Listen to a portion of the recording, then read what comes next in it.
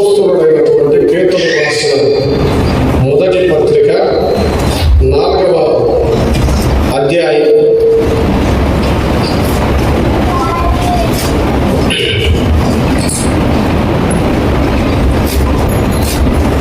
11 వచనాలు మనం మార్చి చదువుకుందాం.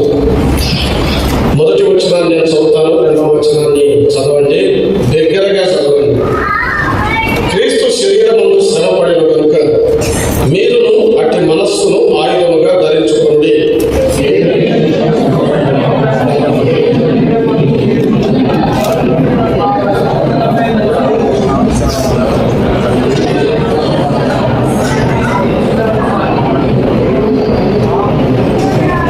మనము పోకిరి చేష్టలు, దురాశలు, మద్యపానము, అల్లరితో కూడిన ఆటపాటలు, త్రాగుబోతుల విందులు, చేయదగని విగ్రహ పూజలు మొదలైన వాటి యందు నడుచుకొనుచు అన్య జనుల ఇష్టము నెరవేర్చుచుటకు గతించిన కాలమే చాలు. అపరిమితమైన దుర్వ్యాపారమునందు తమతో కూడా మేము పరిగెత్తకపోయినందుకు వారు ఆశ్చర్యపడుచు మిమ్మును దూషించుచున్నారు. సజీవులకును మృతులకును తీర్పు తీర్చుటకు సిద్ధంగా ఉన్న వారికి వారు ఉత్తరవాదులై ఉన్నారు. శరీర విషయంలో మానవుడి తీర్పు పొందినట్లు ఆత్మ విషయంలో దేవుని బట్టి జీవించినట్లు వారికి కూడా సువార్త ప్రకటింపబడింది. అయితే అన్నిటి అంతము సమీపమై ఉన్నది కాగా మీరు స్వస్థ బుద్ధి గలవారై ప్రార్థనలు చేయుటకు మెలకువగా ఉండుడి. ప్రేమ అనేక పాపములను కప్పును కనుక అన్నిటికంటే ముఖ్యముగా ఒకని ఎడల ఒకడు వికటమైన ప్రేమ గలవాడై ఉండి.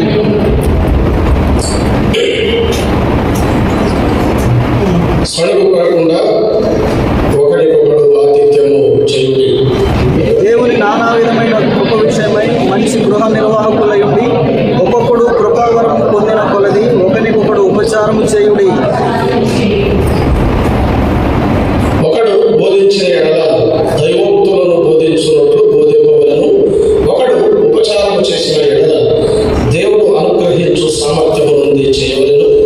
ఇందువలన దేవుడు అన్నిటిలోనూ యేసుక్రీస్తు ద్వారా మహిమపరచబడును. యుగ యుగములు మహిమయు ప్రభావమును ఆయన కొండునుగాక. ఆమేన్. ఆమేన్ అని గట్టిగా చెప్పండి. ప్రార్థన చేసుకుని మనం దేవుని వాక్యాన్ని విందాం.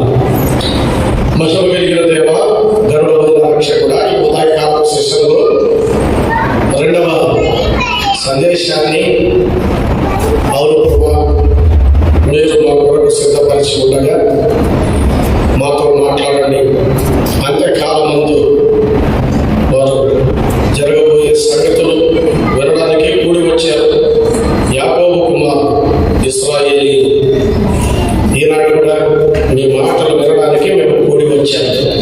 కూడి వచ్చిన మమ్మల్ని దీవించుమని, ఆశీర్వదించుమని, మా ఎదురుగా కూర్చున్నవారు, పైన కూర్చున్నవారు, చుట్టూ ఉండి శబ్దయంత్రాల ద్వారా వినుచున్నవారు ఒక్కొక్కరికి మీ చాలిన కృపను మీరు అందించుమని, దైవ వాక్యంతో సత్యాలతో ఈ 3 దినాలు మమ్మల్ని నింపమని ప్రయాసపడుతున్నవారు, పరిచయం చేస్తున్నవారు, ప్రార్థనలు చేస్తున్నవారు, దేవా ఈ విషయంలో సరి అయిన ప్రణాళికలు చేసి కనిపెడుతున్నవారు అందరినీ మీరు ఆశీర్వదించండి. ప్రసంగికులుగా పిలువబడిన వారిని దీవించండి. మెట్టుకు ఈ సమయాన్ని మాకు ఆశీర్వాదకరంగా మలుచుమని ఘనతయు మహిమయు మీకే ఆరోపిస్తూ మా రక్షకుడు రానయ్యున్న యేసుక్రీస్తు ప్రభు అతి శ్రేష్టమైన ఘనమైన నామములో స్తోత్రములు చెల్లించి ప్రార్థనలు చేసి వేడుచున్నాము తండ్రి. ప్రియమైన వాళ్ళారా, ఎవరు చెప్పినా బైబిల్ గ్రంథంలోని మాటలు దేవుని వాక్యమని, దేవుని హృదయం నుండి మన హృదయానికి ఇవ్వబడిన ప్రత్యక్షత అని మనం గ్రహించాలి. ఒకరు మాట్లాడినా, ఇద్దరు మాట్లాడినా, ముగ్గురు మాట్లాడినా, ఎవరి శైలిలో వారు మాట్లాడినా పరిశుద్ధాత్మని నడిపింపును గ్రహించి బైబిల్లో రాయబడిన మాటలు దైవ వాక్యమని భావించి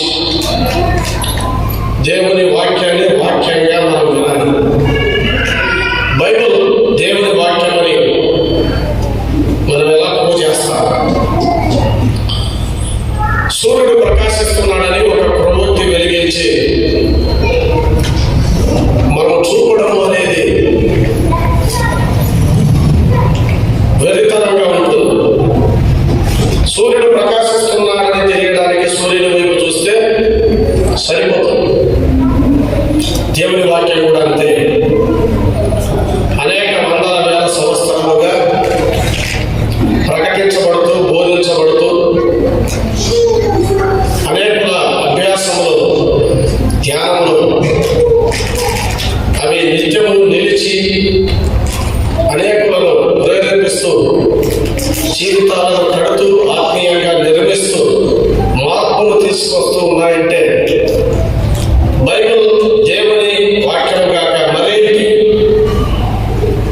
ఇలా మన బైబిల్లో మనం జాగ్రత్తగా చదువుతాం. బైబిల్ అది ఒక గొప్ప ధననిధి. మనం స్వతంత్రించుకోవాలి. ఆహ్లాదాన్ని ఇచ్చే ప్రశాంతనది. మనం సేదతీరాలి. ఇది ఒక మహిమకరమైన పరవైస్. మనం నిరీక్షించాలి. నిన్ను నిర్దేశించే దైవిక వెలుగు చీకటిని పారద్రోలాలి. నీ ఆత్మీయ ఆకలిని తీర్చే అన్నము మెతుకు నువ్వు సంతృప్తి చెందాలి. నిరాశ నిస్పృహల్లో నేను ధైర్యపరిచే ఆదరణ వాహనం కనుక నువ్వు ధైర్యపరచబడాలి. యాత్రికునికి నడిపించే మార్గదర్శి, ప్రయాణికుని చేతిలో కర్ర, పైలట్ చేతిలో కంపాస్, సైనికుని చేతిలో ఇదొక వేరు ఖడ్గం. నిజ క్రైస్తవునికి విడుదల ప్రకటించే విమోచన పత్రం. దిద్దుకునే వారికి దేవుని వాక్యము బైబిల్ గ్రంథము చేతి అర్థం. ఇందులోని సిద్ధాంతాలు పవిత్రమైనవి, దీని నిబంధనలు నిత్యమైనవి, ఇందులో రాయబడిన చరిత్రలు వాస్తవమైనవి, దేవుని వాగ్దానాలు అవి తప్పక నెరవేరేవి, ఇందులోని నిర్ణయాలు మార్పు లేనివి. కనుక బైబిల్ దేవుని వాక్యమని మనము ఒప్పుకోక తప్పదు. కనుక దేవుని వాక్యాన్ని మనం ఎంత శ్రద్ధగా భయభక్తులతో చదవాలో ధ్యానించాలో మనం నేర్చుకుందాం.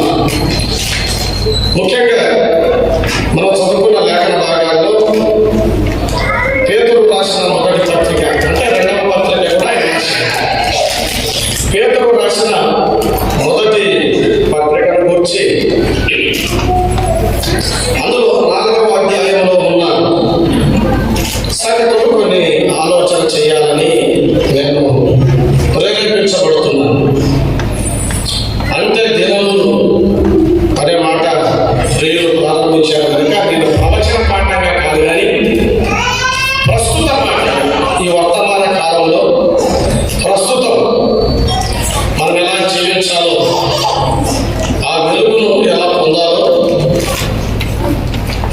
పేతురు రాసిన మొదటి పత్రిక 4వ అధ్యాయం నుండి కొన్ని సంగతులు విందాం. 7వ వచనాన్ని మరొకసారి చదవండి ఎవరైనా. అయితే అన్నిటి అంతము సమీపమై ఉన్నది. అన్నిటి అంతము సమీపమై ఉన్నది. చాలా చేశారు, గతించిన కాలమే చాలా. మిగిలిన కాలం మన ఎదుట ఉన్న మిగిలిన కాలం రిమైనింగ్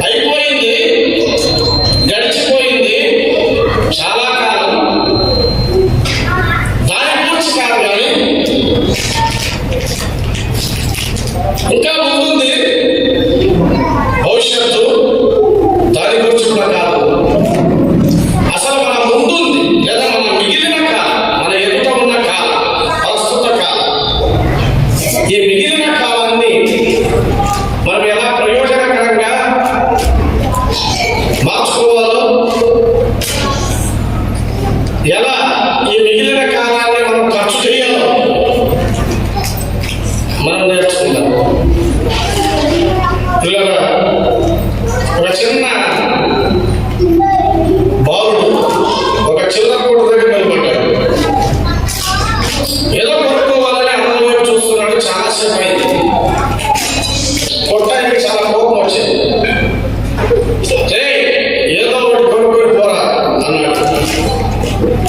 వాడు అన్నాడు, ఆ బుడ్డోడు, ఏదో ఒకటి కొనుక్కొని పోవడానికి నేను ఇక్కడ నిలబడలేదు. నా దగ్గర ఉండేది ₹1. నేను దీన్ని చాలా జాగ్రత్తగా ఖర్చు చేయాలి.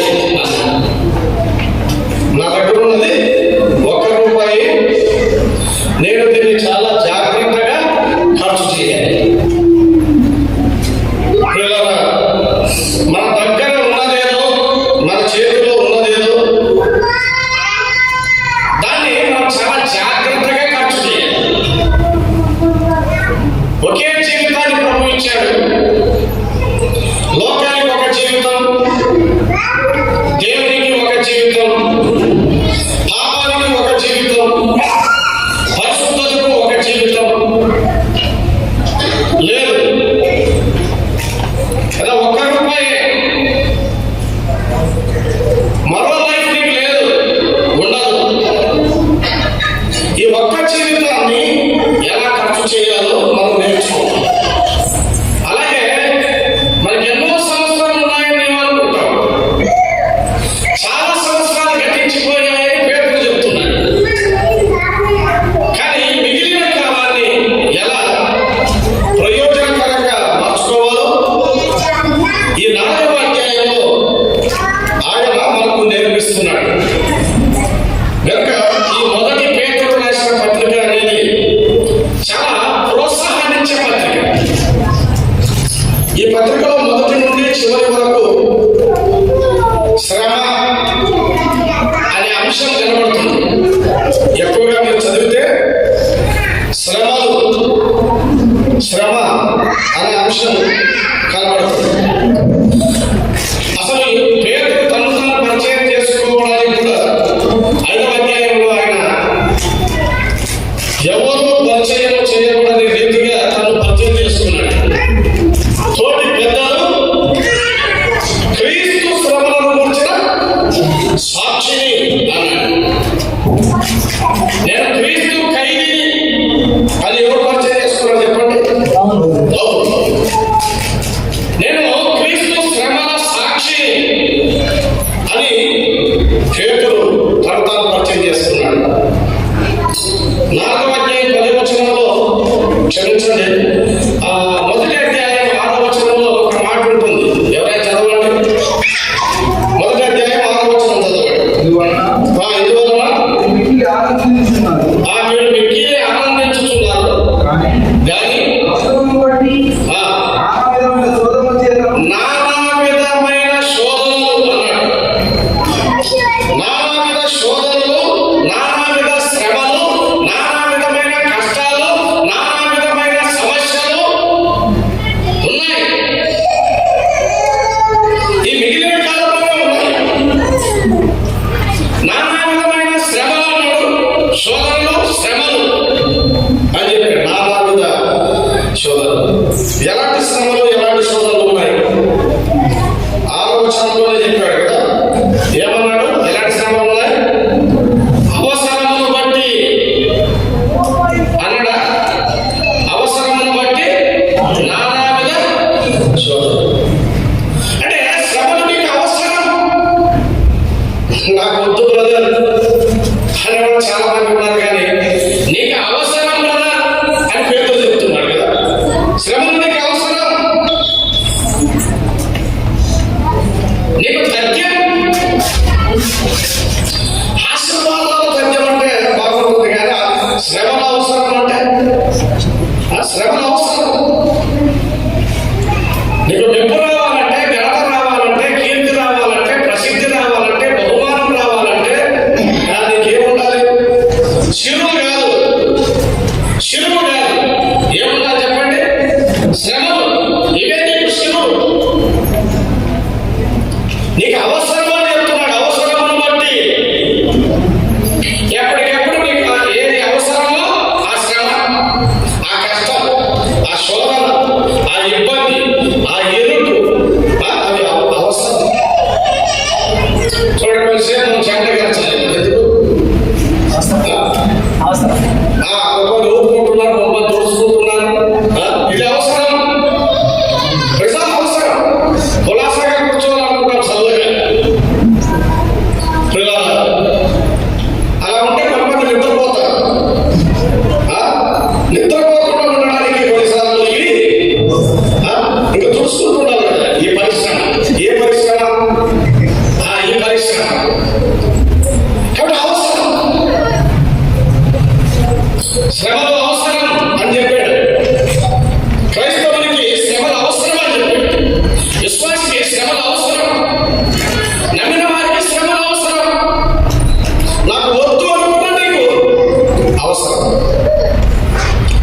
శ్రమలు అవసరం అని చెప్పాడు.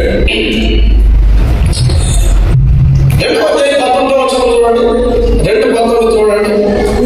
ఊరికే ఉపద్ఘాతంగా మనం విన్నాం కొన్ని విషయాలు. 2వ అధ్యాయం 19వ వచనం. ఎవడైనా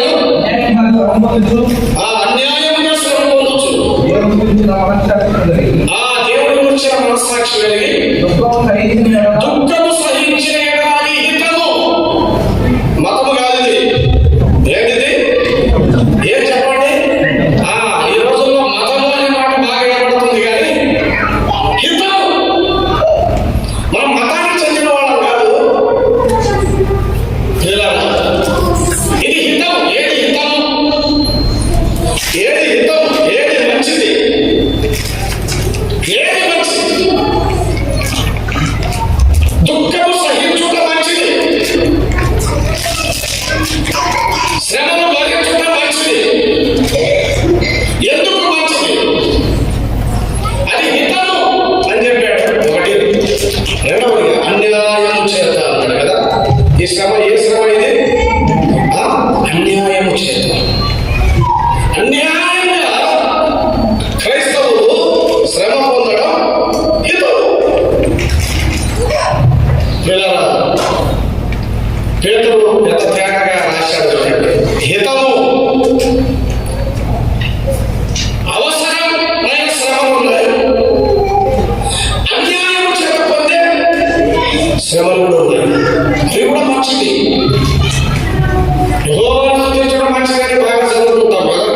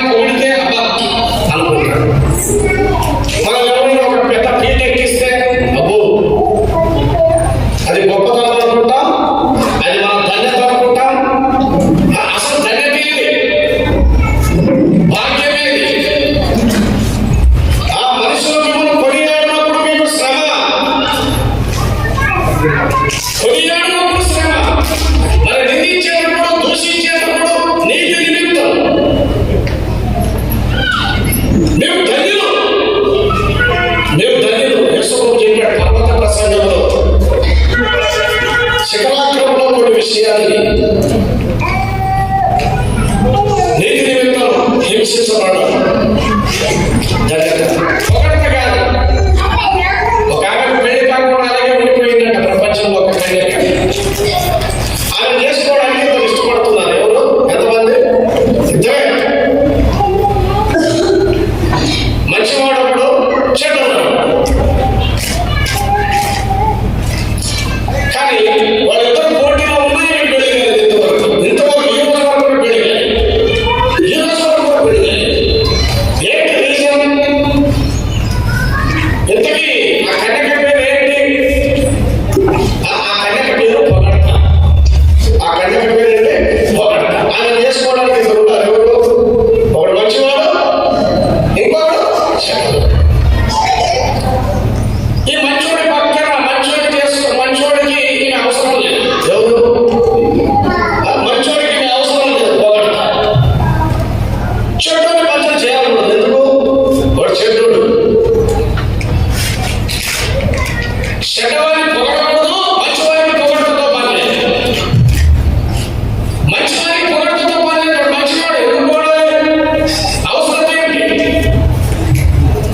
చెడ్డవాడిని పొగడకూడదు. కోతిని పొగిడితే చింపాంజీ. కోతిని పొగిడితే ఏమైంది? చింపాంజీ. కొంతమంది పొగిడేస్తా ఉంటారు. పొగిడితే చింపాంజీ అవుతారు. అసలు పొగడాల్సిన పని లేదు. మన బిజినెస్ కాదు. మనం పొగిడితే మన రాజును పొగడాలి, మన ప్రభువును పొగడాలి, ఆయన కొనియాడాలి, ఆయన ఆరాధించాలి, ఆయన సేవించాలి. మనుషులు మిమ్మల్ని కొనియాడినప్పుడు మీకు శ్రమ. ఇలా నీతి నిమిత్తం ఆ మాట చదవండి. మరొకసారి 3వ అధ్యాయం 14వ వచనం కదా. ఒకవేళ అంటే అనుకోని శ్రమ. ఇదే శ్రమ చెప్పండి. అవసరాన్ని బట్టి శ్రమ, అన్యాయముగా శ్రమ, అనుకోని రీతిగా. ఇది నువ్వు అనుకోవు. అనుకోని రీతిగా నువ్వు మంచి చేసి కూడా, నీతిగా జీవించి కూడా శ్రమ పడవలసి వస్తే నీతి నిమిత్తం, క్రీస్తు నిమిత్తం, ఆయన వాక్యం నిమిత్తం, సత్యం నిమిత్తం ఊహించని, అనుకోని సంఘటనలు, దుర్ఘటనలు నీ జీవితంలో ప్రవేశిస్తే ఏమన్నా చెప్పండి? ధన్యులు. మీరు ధన్యులు. పగిడాల ప్రవడి గారిని గురించి తెలిసింది చనిపోకముందు తావ. ఇప్పుడు ప్రపంచమంతా ఆయన గురించి తెలుసుకునే పనిలో పడ్డారు. నమ్మని లోకం కూడా, అన్యులు కూడా తెలుసుకొని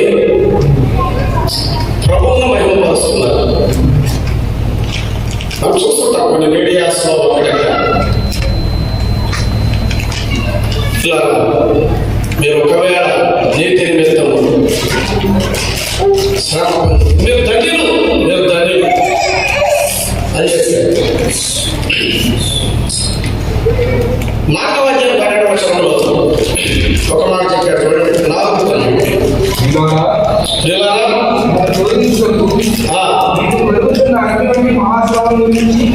ఇంకా మీకు ఉన్నాయి, అవి ఇంకా ఇప్పుడు రాలేదు, అవి వస్తాయి, అవి దారిలో ఉన్నాయి. ఏవి? పేతురు ఏ శ్రమలు? ఆనాడు చదివిపోయిన యాత్రికులకు చాలా స్థలాల్లో చదివిపోయారు. యూదులు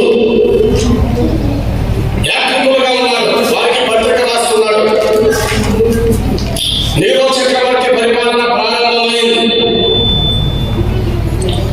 కాబట్టి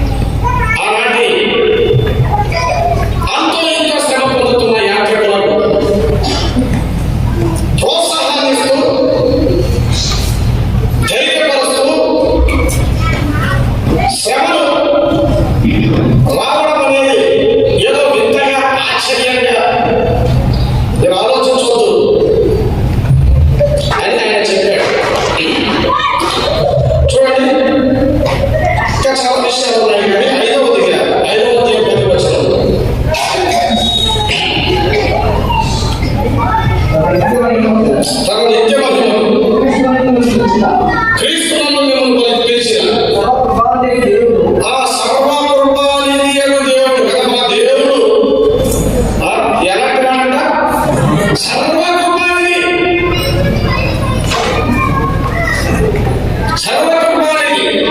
అని చెప్పాడు.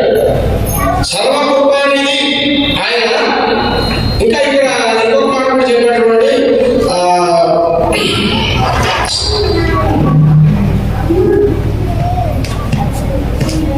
ఇదే అధ్యాయంలో ఒక మాట మనం చూద్దాం. నానావిధ కృప అని చెప్పాడు కదా. ఎక్కడది? 10వ వచనం, 4వ అధ్యాయం 10వ వచనం. 4 చదవండి. దేవుని నానావిధ కృప విషయమై అన్నాడు కదా. అంటే ఈ కృపలు వేరు కదా. నానావిధ శోధనలు ఉన్నాయి. చెప్పండి. నానావిధ కృపలు కూడా ఉన్నాయి. ఆ సందర్భానికి ఊరట పొందడానికి, ఆదరణ పొందడానికి, ధైర్యం పొందడానికి, ప్రోత్సాహం పొందడానికి, అందులో నుంచి విడుదల పొందడానికి ఆయన సర్వకృపానిధి దేవుడు ఈ మాటను తెలియజేశాడు. ఎక్కడ భయపడి బెంబేలెత్తి ఆనాటి క్రైస్తవులు జీవితం పైన ఆశను వదులుకొని వెనకడికి వేస్తారో పారిపోతారో అని ఎరిగి వారిని ధైర్యవంతులుగా చేయడానికి, ప్రోత్సహించడానికి శక్తి కలిగిన సూది ముందు ఎక్కిస్తున్నాడు. అదే నిరీక్షణ లేదా మీలో ఉన్న నిరీక్షణ, శుభప్రదమైన నిరీక్షణ అని చెప్పాడు. ప్రారంభంలోనే చెప్పాడు, జీవంతో కూడిన నిరీక్షణ. ఇలా క్రైస్తవులు నిరీక్షణ కలిగిన ప్రజలు. వారు ఒకదాని కోసం ఎదురు చూస్తున్నారు. దాన్ని చేయడానికి వరకు వారు ఆశిస్తారు. ఎందుకంటే వారు దేవుడు నానావిధ కృపలను వారికి ఇస్తాడు. ఆయన సర్వకృపానిధి అయిన దేవుడు.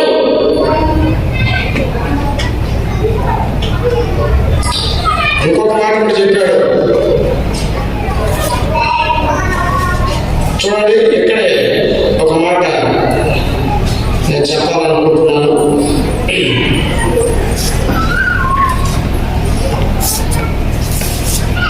5వ వచనం చదవండి.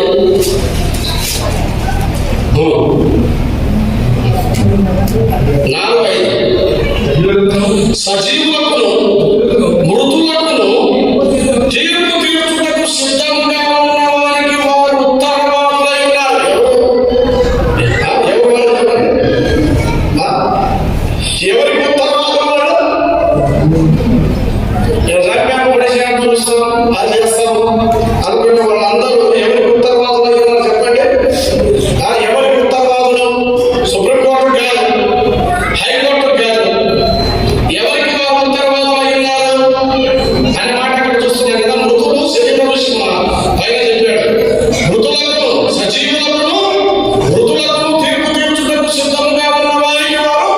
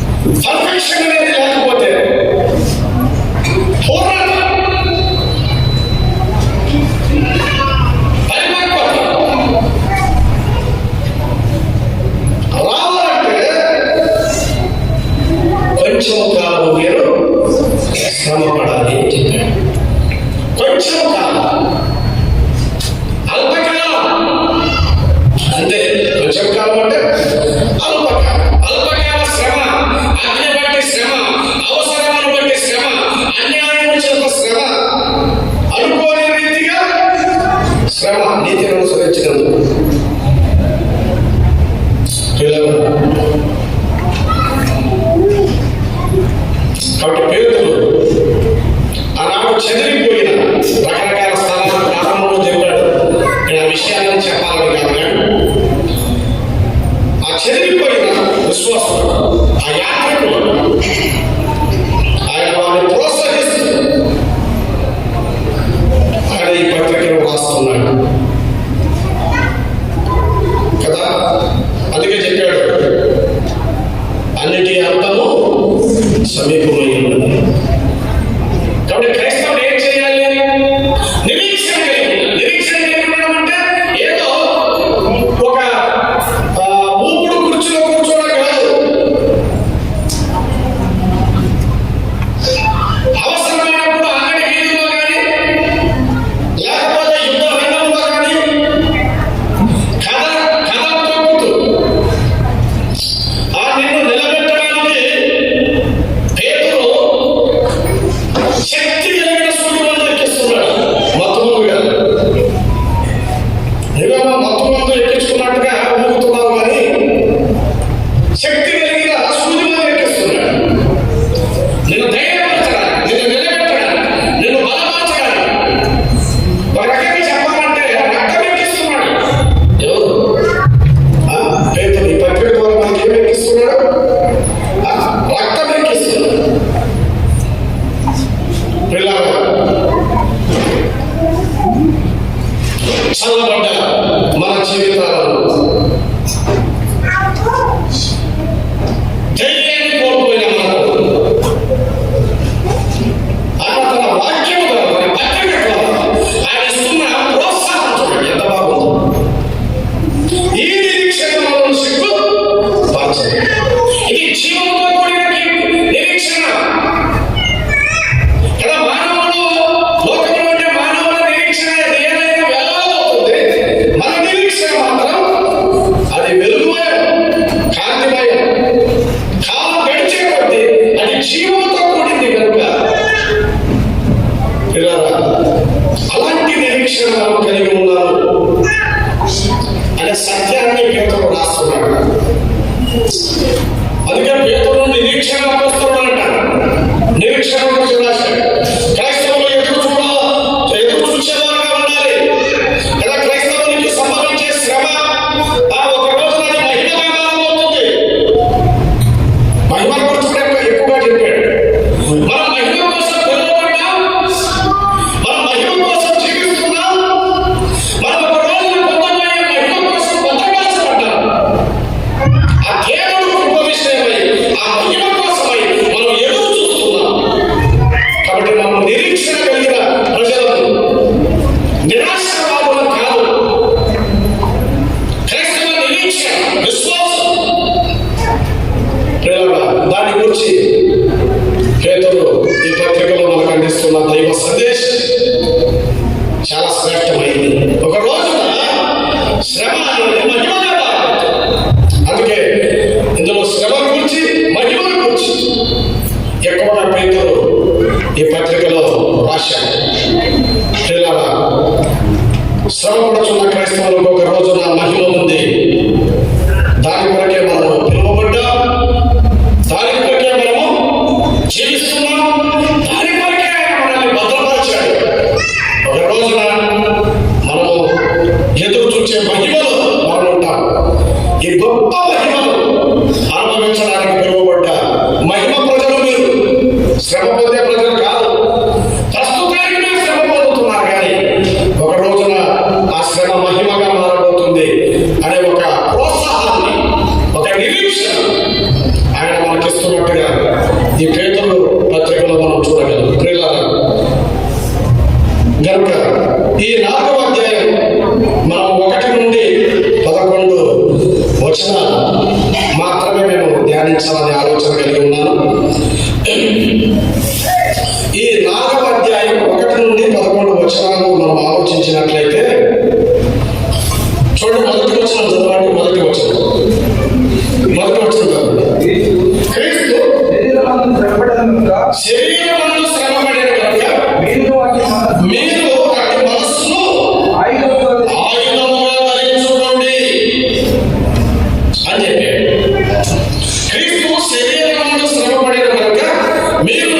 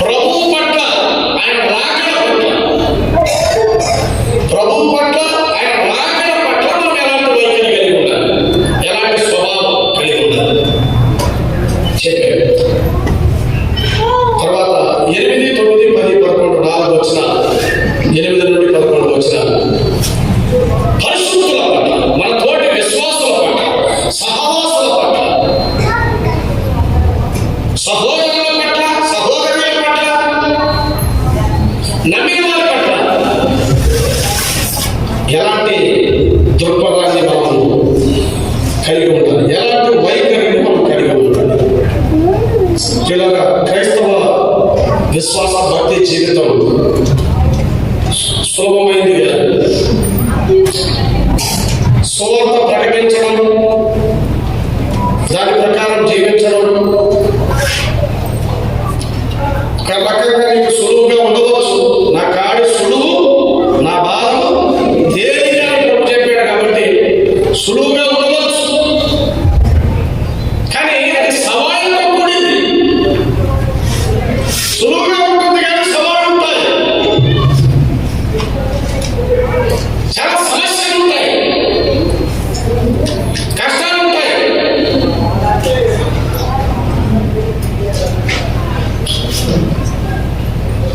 సాధారణంగా అలాంటి సవాళ్ళు లేదా అలాంటి శ్రమలు అసలు మనం ఎలా ఎదుర్కోవాలి? యేసుక్రీస్తు ప్రభువు అన్నాడు, ఎవడైనా నన్ను వెంబడింపబోలేని వెంబడించండి అన్నాడా? ఏమన్నా చెప్పండి.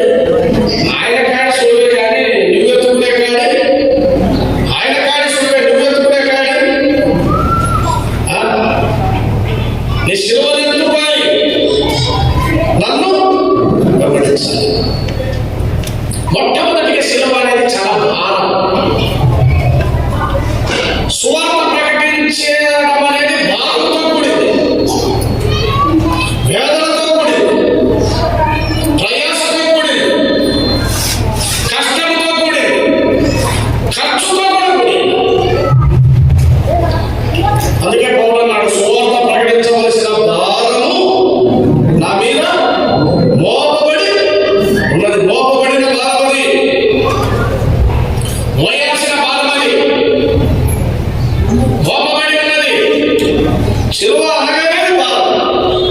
శిలువను ఎత్తుకోవడం అంటే అంతే. శిలువను లాక్కుని అనడం కాదు. తాడు కట్టి ఏం చేయాలన్నాడు చెప్పండి? ఏం చేయాలన్నాడు? ఎత్తుకోవాలన్నాడు. ఎత్తుకోవాలన్నాడు. కొంతమంది ఇటుకు మాయకట్టి ఇటుకు మాయకట్టి అటుకు మాయకట్టి ఇటుకు మాయకట్టి ఈయన సువార్త చెప్పేస్తారు. అయిపోయింది బాబు, ఈయన సువార్త ప్రకటించాను. ఎందుకు? 4 దిక్కులు మైకులు ఉన్నాయి, అయిపోయింది. అది సులభమైన కాదు, సులువులు ఎత్తుకోవడం కాదు.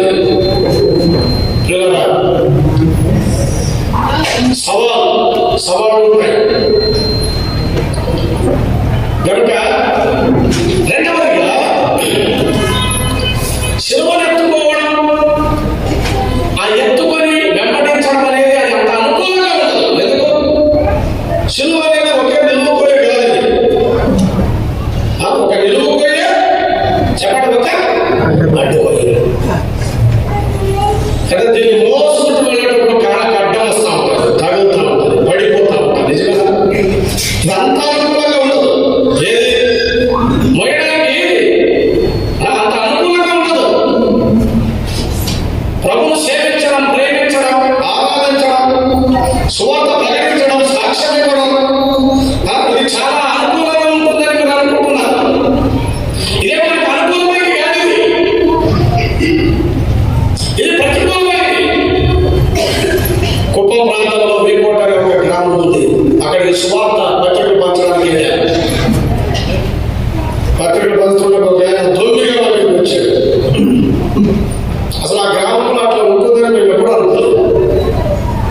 భయంకరమైన మాట మాట్లాడాడు. కొంచెం బాధ అవుతారు. ఎందుకు? వందల విద్యార్థులు, ఉద్యోగస్తులను మేము ఉద్యోగరీత్యా కంట్రోల్ చేస్తుంటాము. వారి ద్వారా కొంత మన్నన పొందుతుంటాము. అలాంటిది ఒక చిన్న వాడలోకి పోయి, వెయ్యిలోకి పోయి అసలు వాడు మూతి సరిగ్గా అసలు వాడికి ఏమీ లేదు. అట్లాంటి వాడు ఇంత పెద్ద మాట మాట్లాడేస్తే ఏమైపోతుందో చెప్పండి. నాకు బాధ అనిపిస్తుంది. ఏం పర్వాలేదు అంటే సువార్త ప్రకటించడము, ఆయన సేవ చేయడం అది అనుకూలమైంది అనుకుంటున్నామా?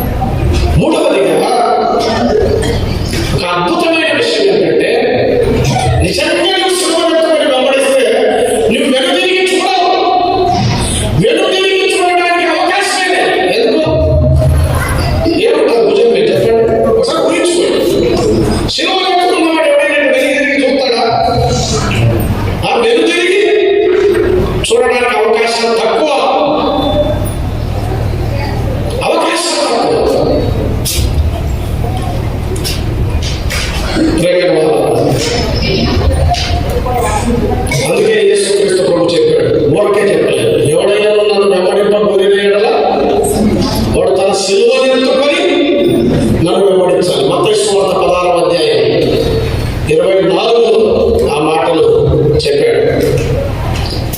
కనుక మనం ఆలోచించినట్లయితే క్రైస్తవుడు సరైన జీవితాన్ని జీవించాలంటే సరైన వైఖరిని కలిగి ఉండాలి. ఒత్తిళ్ళు ఉంటాయి, వాటిని సమర్థవంతంగా ఎదుర్కోవాలి. ఆ ఒత్తిళ్లను ముందుగానే మన మెదడుకు అలవాటు చేయాలి.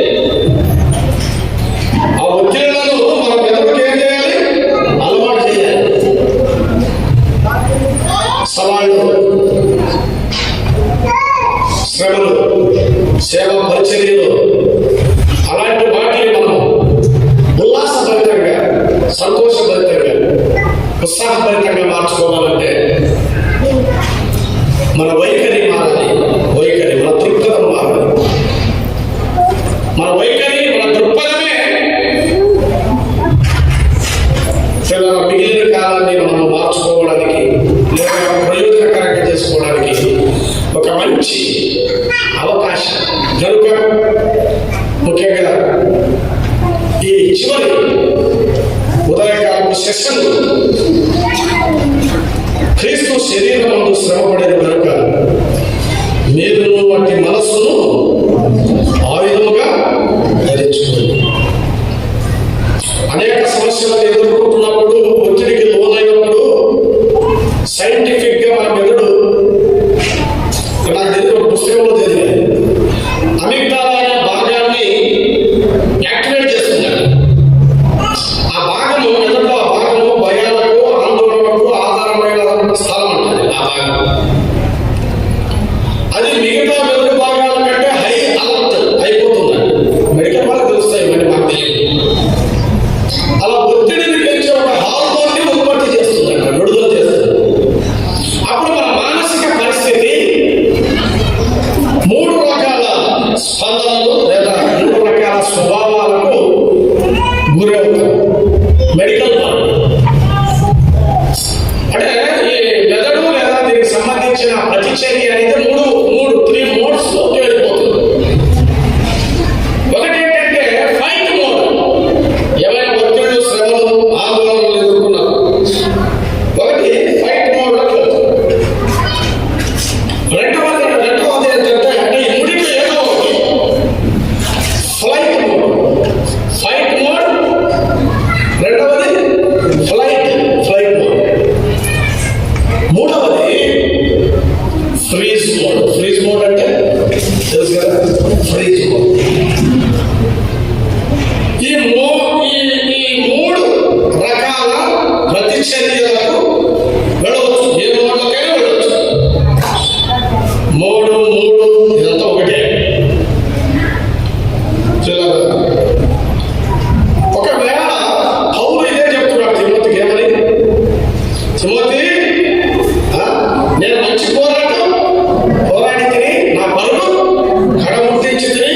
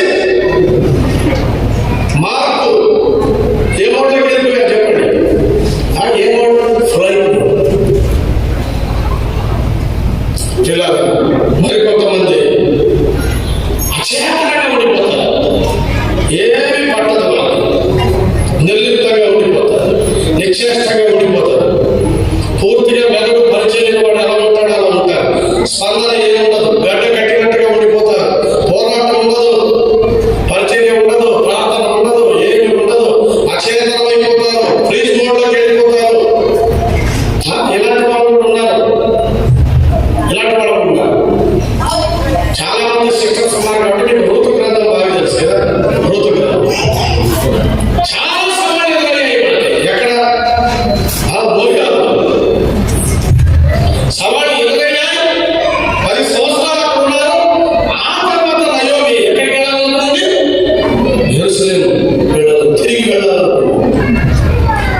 వెళ్ళాలనుకున్నప్పుడు అక్కడ 3 ప్రతిస్పందనలు మనం చూస్తాం. నిజమేనా? ఈ 3 మోడ్స్ అక్కడ చూడవచ్చు.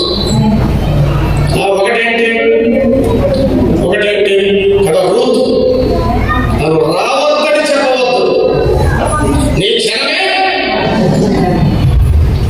నీవు నివసించు చోటు, నీవు మృతి పొందు చోటు, నీ దేవుడే నా దేవుడు. చూడండి అలాంటి ప్రతిస్పందన. ఇలా ఆలోచన ప్రతిఘటించి పోరాడే వైఖరి, ఆ దృక్పథం ఋతు కలిగి ఉంది.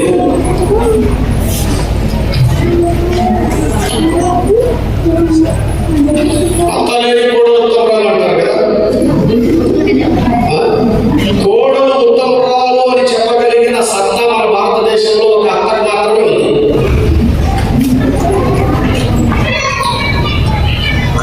అలాంటి అనుభవం పొందింది ఎవరు చెప్పండి? ఆ ఋతు. మామ చెప్తాడు, పిల్లలు చెప్తారు మా అమ్మ మంచిదని, భర్త కూడా చెప్తాడు నా భార్య మంచిదని. ప్రయోజనం ఏంటి? సర్టిఫికేట్ పైన సంతకం చేయాల్సింది ఎవరు? అసలు సంతకం అత్త చెబితే కరెక్ట్. అత్త లేకుండా ఉండాలని కొంతమంది అనుకుంటారు పొరపాటు. నీకు ఒక మంచి సర్టిఫికేట్ రావాలంటే నీకెవరు ఉండాలి? అత్త ఉండాలి. ఆమెతో సైన్ చేయించుకుంటే నీ జీవితం ఒక ధన్యమే. చెప్పరు మన భారతదేశంలో అత్తలు కదా. ఎందుకు? ఈ అత్త కోడళ్ళ పైన వచ్చే సీరియళ్ళు ఎపిసోడ్లో ఈ అత్త కోడళ్ళ మధ్య ఉండే బంధాన్ని చాలా దూరాన్ని తీసుకుని వెళ్ళిపోయాయి. వాళ్ళు మాత్రం సొమ్ము చేసుకున్నారు, వీళ్ళు మాత్రం కొట్టుకు చస్తున్నారు. ఈ మధ్య కాలం చెప్పింది లేదు, ఇప్పుడు కోడళ్ళే కథానాయకులు అయిపోయినారు. ఎవరికంటే ఇప్పుడు సీన్ రివర్స్ అయింది అన్నారు. ఏమో నాకు పిల్లరా, అలాంటి మాటలు ప్రపంచ చరిత్రలో ఏ కావ్య గ్రంథాలు కనబడడం ఋతు పలికిన మాటలు. నీ జనమే నా జనం, నీ దేవుడే నా దేవుడు, నీవు నివసించు చోటే నేను నివసించే చోటు. ఎంత ధైర్యంగా సాహసోపేతంగా నిర్ణయం తీసుకొని తనకు చెందని దేశానికి ఆమె ఎలా నడిచిందో. ఇంకొక చెప్పండి, ఆ ఓర్ప ఏమన్నది? ఎప్పుడు అవకాశం దొరుకుతుందో కాసుకొని ఉంది. కుమార్తెలారా మీరు మొదలుకోండి అంటే వేస్తారు. ఎవరు రెడీ ఉంటారు? కొంతమంది ఫ్లైట్ మోడ్లోకి వెళ్ళిపోయి వెనుదిరిగిపోయే వాళ్ళు చాలా మంది ఉంటారు. ఇలాంటి సందేశాలు ఉన్నప్పుడు, ఇలాంటి శ్రమలు ఎదుర్కొన్నప్పుడు, ఇలాంటి దుర్ఘటనలు సంభవించినప్పుడు, నిజ క్రైస్తవులు బాధించబడుతున్నప్పుడు మనకెందుకు భక్తి, మనకెందుకు విశ్వాసం, మనకెందుకు ఆరాధన, మనకెందుకు దేవుడు అనుకుని ఫ్లైట్ మోడ్లోకి వెళ్ళిపోతారు. తాకటి మీద చేయి పెట్టి వెనక తట్టు చూసేవాడు నా లాచ్యంలో పాత్రుడు. Freeze mode. ఇంకెవరు ఫ్రీజ్ మోడ్ చెప్పండి? నేనేం చేయలేను, నేను ముసలిదాన్ని, మీరు ఎందుకు వస్తారు, నా వల్ల ఏం కాదు. ఎవరన్నా చెప్పండి మాట? ఎవరన్నా? నువ్వు కూడా అలాగే అంటున్నావా? నువ్వేం చేయకపోయినా కనీసం ఆశ్రయంలో ధైర్యంగా మాట్లాడదు, ప్రోత్సహించం, నిరుత్సాహపరుస్తాం. నీ చేత కాకపోవచ్చు కానీ ఒక బలమైన మాట మాట్లాడలేదా? నీవు కలిసి మాట్లాడా? అచేతనంగా ఉండిపోతావా? ఇంత జరుగుతున్నా కనీసం ప్రార్థన చేయవా?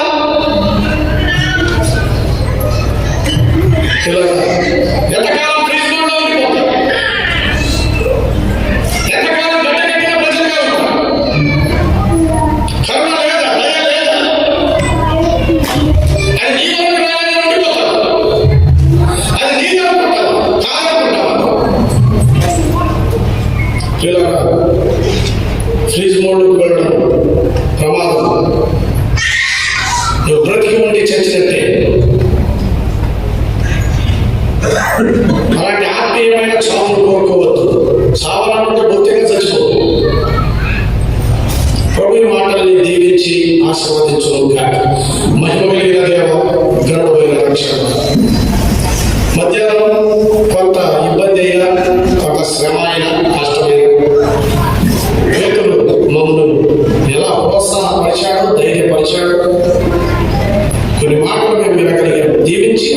తెచ్చుకున్నాం.